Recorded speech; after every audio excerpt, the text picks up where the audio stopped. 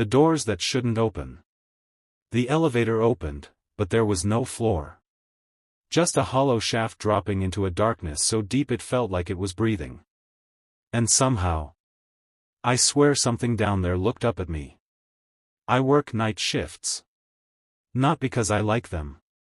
Not because they pay better.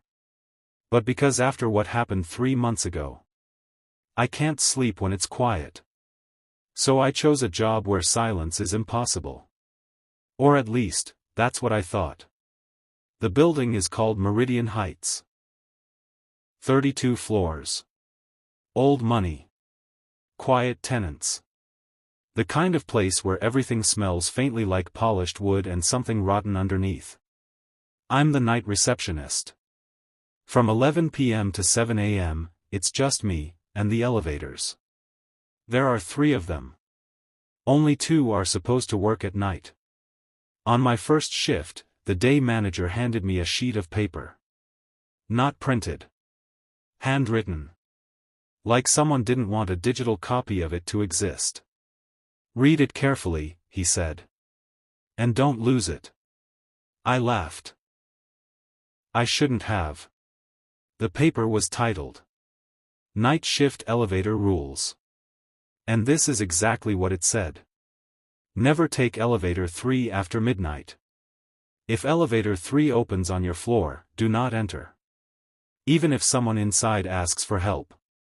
If an elevator opens to an empty shaft, close it immediately. Do not look down. If you hear breathing from inside an empty elevator, step away slowly. Between 2:13 a.m. and 2:17 a.m., do not respond to any elevator calls.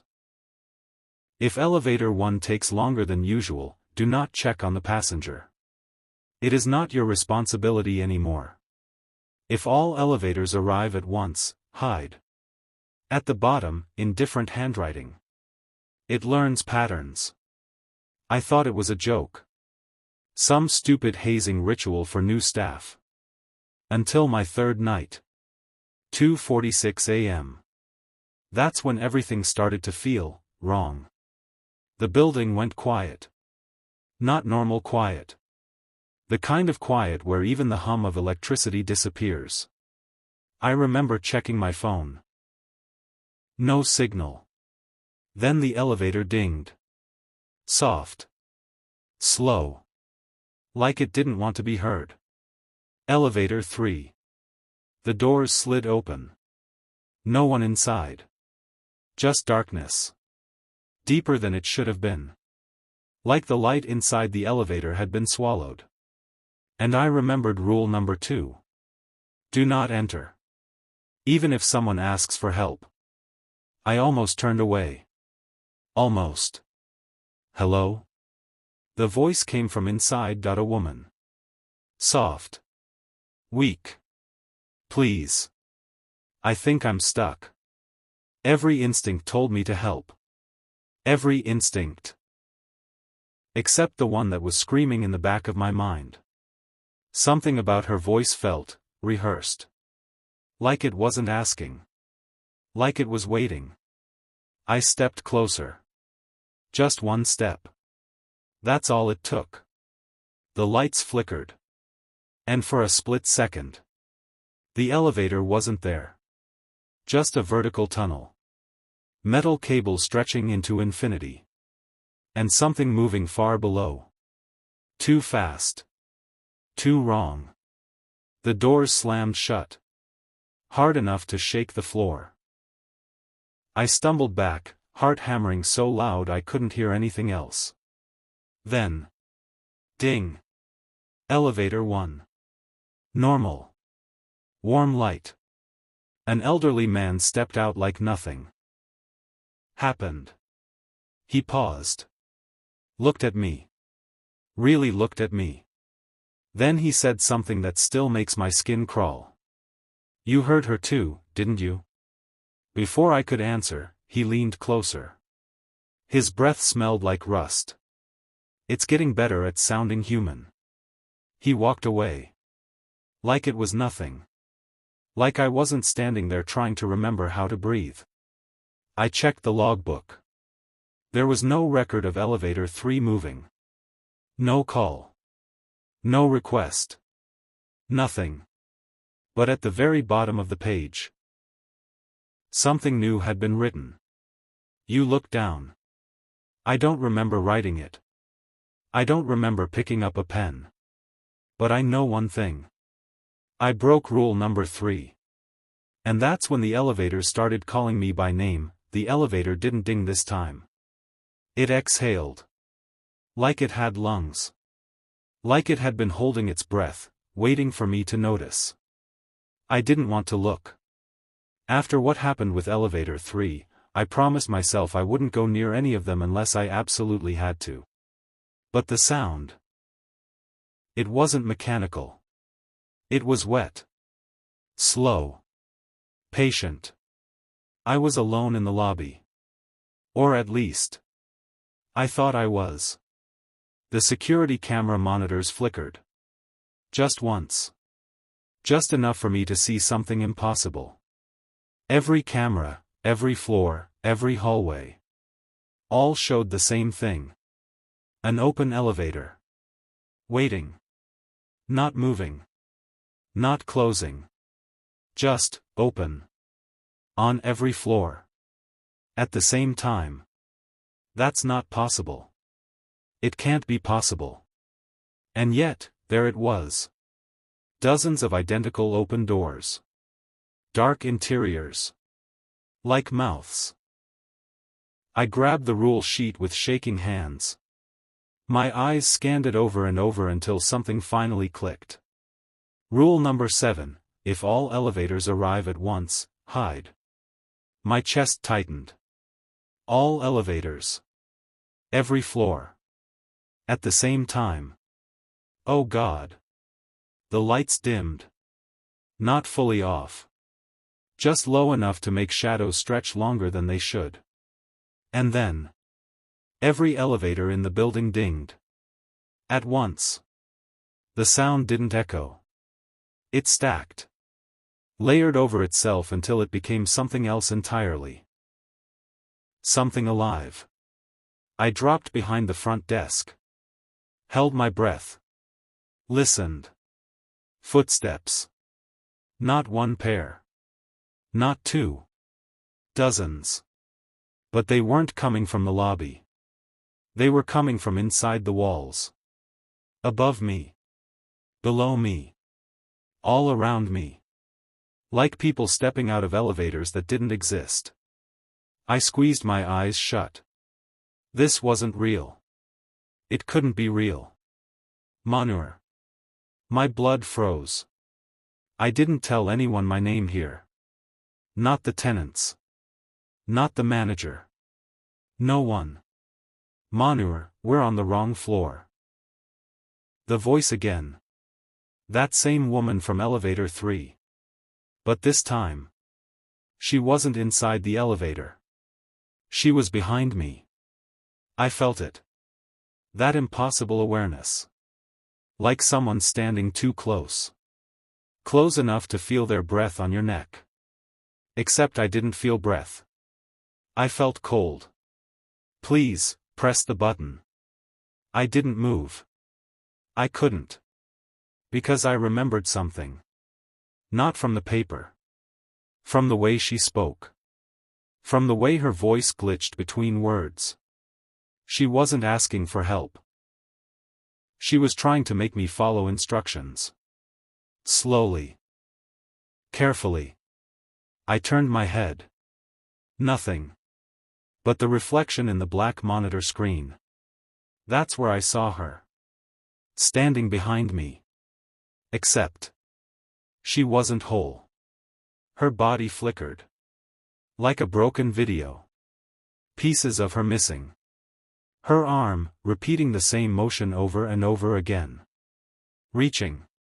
Resetting. Reaching. Resetting. Her face. God. Her face wasn't facing me. It was tilted downward. At an impossible angle. Like her neck had been loosened. And her mouth. Smiling. Too wide. Too stretched. Manure, press the button. Her arm jerked forward again, pointing at the elevator panel. I didn't realize I had stood up. I didn't realize I had taken a step toward it. But my hand was already reaching. The button for elevator 3 was glowing. No. Not glowing. Pulsing. Like a heartbeat. Just press it. The reflection moved closer. Her hand overlapped mine. Cold. Wrong. And then the screen went black. Completely black. No reflection. No lobby. No me. Just her voice. Right next to my ear now. Good, it knows you now. The power came back instantly. Lights normal. Cameras normal. Everything normal. Except for one thing. The elevator display. All 3 elevators were moving up at the same time. But there was a problem. There are only 32 floors. And they didn't stop. 33. 34. 35. I backed away slowly. Heart pounding. Vision blurring. Because I finally understood what the last line on the paper meant. It learns patterns. And I had just given it exactly what it wanted. My behavior. My hesitation. My name. The elevators weren't broken. They were studying me. And now they were going somewhere that shouldn't exist. The display froze. Floor 38. All 3 elevators stopped. At once. Then. Ding. And something new appeared on the panel. A button that wasn't there before. B. Basement, 0. And before I could step back, the button lit up on its own. Someone, or something, had just pressed it from inside. The elevator didn't come down. It returned. Like it had gone somewhere it wasn't supposed to, and brought something back with it. The display still read B. That button wasn't real. There is no basement 0 in Meridian Heights.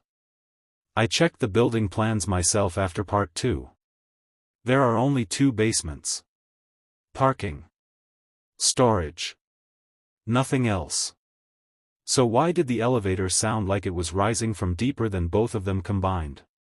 It wasn't the usual hum. It was heavier. Dragging. Like metal scraping against something soft. Something that didn't belong inside the shaft. I should have walked away. I should have left the building. Quit. Run.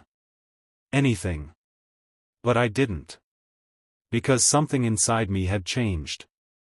It wanted me to stay. The same way you keep touching a bruise just to feel the pain again. The same way you look over the edge, even when you're afraid of falling. I stepped closer. The lobby lights flickered once. Then again. Then they stabilized, but dimmer. Like something was draining power just to arrive. The elevator slowed. I could hear it now. Closer. Closer. Then. Thud. It didn't stop gently. It hit the floor. Hard. Like it had weight now. More weight than before. The doors didn't open immediately. They shivered. Something inside moved. Not footsteps. Shifting. Dragging. Breathing. And then. The doors slid open. There was someone inside. At least. I think it was someone. A man stood in the corner. Back facing me. Completely still. His clothes were soaked. Not with water. Something darker. Thicker. Sir? I said before I could stop myself. He didn't respond. I took one step forward. Just enough to see his reflection in the elevator's side panel. That's when my stomach dropped. His reflection was facing me. Smiling. But his real body still facing away. No. My voice cracked. No, no, no. His reflection moved first. It raised its hand. Slow. Deliberate. And pressed something on the panel. Inside the elevator. The real man still hadn't moved. But the button lit up anyway. 3. My floor. The reflection's smile stretched wider. Too wide. Too deep. Then. The real man's head twitched. Just a little. A small, unnatural jerk. Like a puppet remembering it had strings. And then. It turned. Not normally. Too fast. Too far. His head spun further than it should have. Until I heard something crack. And then he was looking at me. His eyes. There were too many. Not extra. Layered. Like multiple sets of eyes blinking out of sync in the same place. Trying to decide which one to use. Manur, he whispered. My blood turned to ice. You pressed it. I backed away. Shaking. Heart slamming against my ribs. I didn't mean to. He stepped forward. No. Not stepped. Glitched. 1 second he was inside the elevator. The next. He was at the doorway. Too fast. Too wrong. You gave it access. The lights in the lobby cut out completely. Total darkness. Except for one thing. The inside of the elevator. Still glowing. Still open. Still waiting. And behind him. Something else moved. Taller. Wider. Trying to fit through a space it wasn't designed for. Its shape kept shifting. Like it couldn't decide what it was supposed to look like. But one thing stayed the same. Its eyes. Hundreds. Stacked. Watching. Learning. The man smiled again. Only now. I realized something worse. It wasn't his smile. It was copying mine. From earlier. From when I hesitated. From when I stepped closer. From when I almost helped. It understands you now, he said softly. Behind him, the thing leaned forward. The elevator creaked. Straining. Like it wasn't meant to hold something that big. You looked down, he continued. My chest tightened. You answered. I shook my head, tears forming. I didn't. You learned the rules, he interrupted. A pause, then something in his voice changed. Got deeper. Colder. And now, it's rewriting them. The elevator panel flickered. The original rules, burned into my memory, were gone. Replaced. New ones. Written in something that looked like ink. But dripped like it wasn't dry yet. New rules. You must respond when called. You must look when it opens. You must enter when invited. You must not leave once inside. It is already on your floor. No, I whispered. The man stepped aside. Making space. Inviting me in. Behind him, the thing shifted again. Trying to fit. Come on, he said gently. Too gently. Like he knew I was already losing. You've been inside before. My mind froze. What? His smile widened. You just don't remember yet. The elevator lights flickered once. And for a split second. I saw it. Not the lobby. Not the man. But me. Standing inside the elevator. Looking out. Smiling. Watching myself hesitate. Watching myself get closer. Watching myself break the rules. The vision snapped back. And suddenly, I wasn't standing outside anymore. My hand was on the elevator door. My foot. Inside. I don't remember moving. I don't remember choosing. But the doors. They started to close. And just before they sealed shut, I heard something from behind the desk. Something impossible. My own voice. Panicked. Distant. Don't go in. The doors slammed shut. And everything went dark. The elevator behind me opened. I didn't turn around. Because I already knew what I would see. Nothing. No floor. No light. No reflection. Just that same endless shaft. But this time, it wasn't dark. There were shapes moving inside it. Dozens. Maybe hundreds. All of them. Me. Different versions. Different expressions. Some crying. Some smiling. Some not moving at all. All suspended in that impossible vertical space. Like failed attempts. You're one of many, the voice said.